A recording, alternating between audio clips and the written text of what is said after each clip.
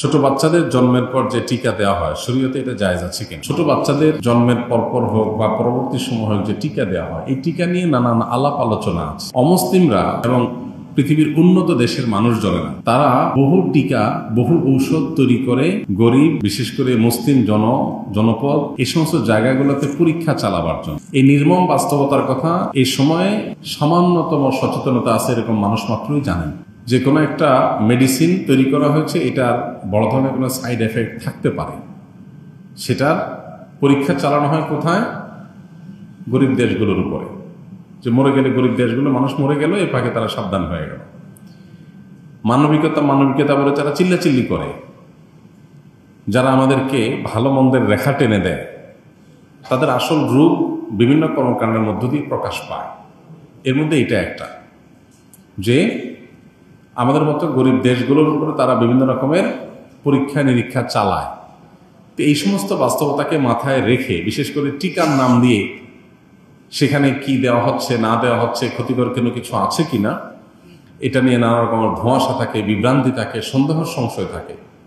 এই কারণে যদি কেউ টিকা গ্রহণ না করে তো সেটা রাইট অবশ্যই তার আছে, বরং কোনো কোনো ক্ষেত্রে সন্দেহ হলে, বিভ্রান্তির সুযোগ থাকলে সেটা থেকে বিরত থাকাটাই বরং বিবেকের দাবি এবং শরীয়তের দাবি। গত কিছুদিন আগে মেয়েদের এক ধরনের টিকা দেওয়া হয়েছে, আমরা জানি। শত শত হাজার হাজার মেয়েরা অসুস্থ হয়ে গেছে সারা দেশ, প্রচুর পরিমাণ পত্রপত্রিকা নিউজ হয়েছে। কিন্তু এরপরও সেটাকে পুশ করার, আরোপ করার, জোর করে দেওয়ানোর একটা চেষ্টা আমরা লক্ষ্য করেছি। এগুলো কেন? এ বিষয়ে আমাদের সাবধানতা অবলম্বন করা দরকার। তো এই জন্য এই সমস্ত টিকা, বিশেষ করে যেগুলো নিয়ে আমাদের সন্দেহ হয়, সংশয় হয়, বিভ্রান্তি তৈরি হয়, সেগুলো গ্রহণ না করার সুযোগ আছে।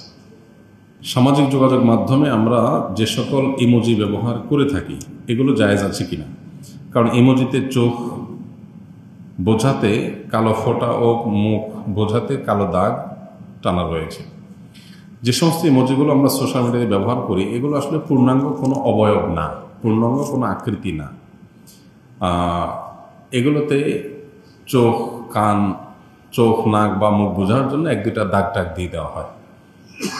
একটা প্রাণীর পরিপূর্ণ আকৃতি হতে পারে, সেটা শুধু ফেস, শুধু কল্লা, পরিপূর্ণ আকৃতি যদি হয় তাহলে সেটা ব্যবহার করা নাজায়েজ, সেটা ব্যবহার করা অনুচিত। কোনো প্রাণীকে এইভাবে যদি কেউ অঙ্কন করে তৈরি করে, তাহলে কিয়ামতের দিন তাতে রূহ ফুৎকার দেওয়ার নির্দেশ আল্লাহ তাআলা দিবেন অঙ্কনকারীকে। বিধায় ওইটার ব্যবহার করাও আমাদের জন্য জায়েজ নয়। যেটা অঙ্কন করা নিষেধ, সেটা ব্যবহার করাও নিষেধ।